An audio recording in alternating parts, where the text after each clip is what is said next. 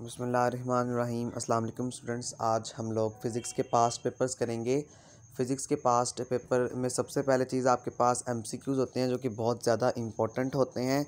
या तो आपके पास एमसीक्यूज़ आते हैं पास्ट पेपर से, और इसके अलावा आपके पास एमसीक्यूज़ आते हैं आपकी जो प्रीवियस एक्सरसाइज दी हुई हैं उनसे, और या आपके पास एमसीक्यूज़ आ सकते हैं मिड से ज़्यादातर जो है वो फार्मूलेज आते हैं, इसके अलावा कुछ नहीं आता।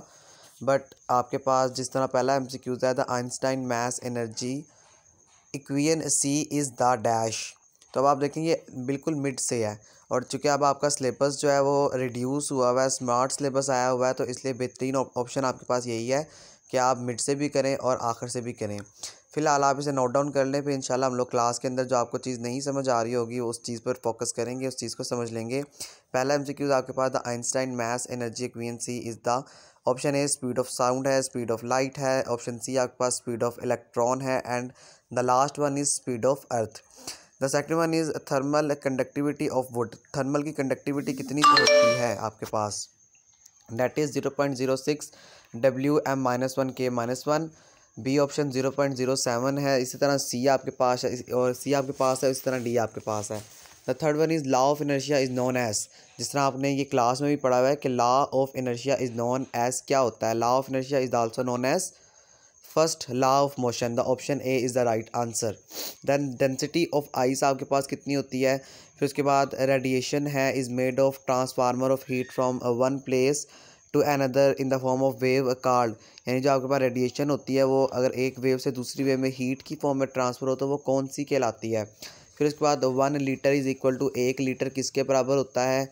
और उसके अलावा सातवां आपके पास है द वैल्यू ऑफ जी। जो जी की वैल्यू है at the height of one earth reduce above the surface of earth. अर्थ पर जो आपके पास आपके पास रेडियस की हाइट होती है वो कितनी होती है। फिर इस तरह आपके पास 8 क्वेश्चन है, चीता can run at a speed of. ये आपके पास वहाँ से आया हुआ है जहाँ से मैंने आपको बताया था कि बिल्कुल जो उन्होंने टेबल दिए होते हैं आपकी बुक्स में, वहाँ से एमसीक्यूज़ आया हुआ है ये। Then the next is 1 horse power is equal to. एक हॉर्स की जो पावर होती है वो किसके बराबर होती है। Value of sine 30 degree equal to, ये आप कैलकुलेटर से भी कर सकते हैं। फिर उसके बाद coefficient of friction between tyre and wet road is. Coefficient होता है जो फ्रिक्शन का टायर के और वेट रोड के दरमियान, वो कितनी होती है। फिर वाटर फ्रीज कब हो सकता है, डेट इज़ 0 फ़ारेनहाइट। फिर उसके बाद आपके पास इस तरह का जो पेपर होता है, आपके पास इस तरह शॉर्ट क्वेश्चन आते हैं पेपर में। सबसे पहला है आपके पास write short questions to any 5 question. यानी अब आपको 8 दिए होंगे, 8 में से आपने 5 करने होंगे। सबसे पहला क्वेश्चन देखें, what is mean by base quantity and base units. फिर दूसरा क्वेश्चन है डिफाइन साइंटिफिक नोटेशन। आप इसमें से ज़रूरी नहीं है कि पूरा पूरा करना है आपने, बट आप इसके अंदर से जो आपका रिड्यूस सिलेबस है उसके अकॉर्डिंगली आप कर सकते हैं। Then the next is write four names of laboratory safety equipments. The next is define terminal velocity. The next is differentiate between vectors and scalars. फिर उसके बाद what is meant by braking and skidding. फिर उसके बाद write 2 methods of reducing friction. ये बहुत important है, बार बार ये क्वेश्चन आपके पास आ रहा है। The next one is define centripetal force and write its formula. फिर उसके बाद जो दूसरा क्वेश्चन है, that is what is meant by unstable equilibrium. फिर what is difference between like and unlike parallel forces. फिर how the mass of earth can be determined. फिर define field force. देखें इसके अंदर दरमियान से भी क्वेश्चंस आए हुए हैं, और जो एक्सरसाइज पे दिए हुए ना आपके at the end of chapter, वहाँ से भी आपके पास क्वेश्चंस आए हुए हैं। तो आप लोगों ने पूरा पूरा करना है अगर आप लोगों ने अच्छे नंबर लेने हैं तो। फिर नेक्स्ट क्वेश्चन है आपके पास, write the value of g. G means gravitational and write its SI unit, और इसका एसआई यूनिट आपने लिखना है। फिर उसके बाद define potential energy and write its equation. एक छूट गया question, that is what do you mean by light energy. Light energy से क्या मुराद है। फिर नेक्स्ट वन है define power and write its SI unit. State Hooke's law है। फिर उसके बाद स्टेट यंग मॉडुलस है। डिफाइन डेंसिटी एंड इलास्टिसिटी है। Define latent heat of fusion है। Differentiate between heat and temperature है। Define thermal conductivity of substances है। What is difference between land and sea breezes है। फिर write two uses of good conductors है।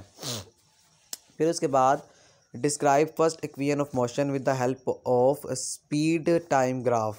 फिर the next one है आपके पास न्यूमेरिकल है, how much centripetal force is needed to make a body of mass 0.5 kilogram to move in a circle of radius 50 centimetre with speed 3ms-1 है। फिर state and explain the condition of equilibrium, फिर उसके बाद आपने जो equilibrium की conditions हैं उसको फाइंड करना है। द नेक्स्ट वन आपके पास दोबारा एमसीक्यूज है। A motor boat moves at a steady speed of 4ms-1 water resistance against acting on it 4000 newton, calculate power of its engine. अब आपने पावर मालूम करनी है इंजन की।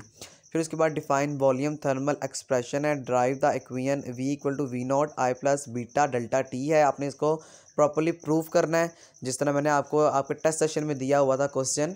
वो क्या क्वेश्चन था आपके पास कि आपने V की वैल्यू को प्रूव करना था according to use of second law of motion, और सेकंड न्यूटन्स लॉ को आपने मोमेंटम पे और आपने सेंट्रीफ्यूगल फोर्स पे अप्लाई करना था, और आपके पास इक्वेशन को जो था वो सब्स्टिट्यूट किया जाना था। इसी तरह से यहाँ पर देखें question V=V0 I plus beta delta T है, जिसे आपने क्या करना है, प्रूव करना है। दूसरा क्वेश्चन है an object has weight 18 newton in air, its weight is to be 11.4 newton when impressed in water, calculate its. आप इसका कैलकुलेट करेंगे, आगे से वर्ड नहीं आ रहा। कैलकुलेट इट्स डेंसिटी, आपने इसकी डेंसिटी को कैलकुलेट करना है। Can you guess the material of the object, अब आप गेस कर सकते हैं मटीरियल किसी भी ऑब्जेक्ट का। तो ये क्वेश्चंस आप लोग नोट डाउन कर लें। नोट डाउन करने के बाद आपको जिस भी क्वेश्चन में कोई मसला होगा वो इंशाल्लाह हम लोग क्लास में फ़िज़िकली तौर पर कर लेंगे, ठीक है।